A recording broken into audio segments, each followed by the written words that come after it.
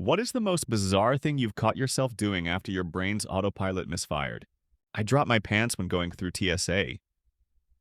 For those who fly in the super early morning, it can be rough.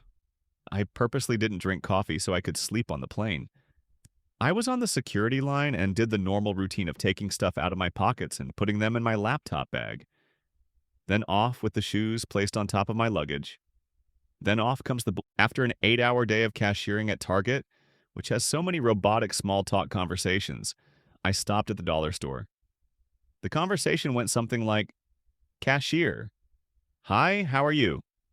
Me, "Good, how are you?" Cashier, "I'm good, thanks." Me, "That's good. Did you find everything okay today?" That conversation was had to the effect of everyone in line in this. I picked up my toothbrush to brush my teeth, but I also had the urge to piss, so I obviously tossed my toothbrush into the toilet. Edit gold. Yes, this feels good. TIXMAT.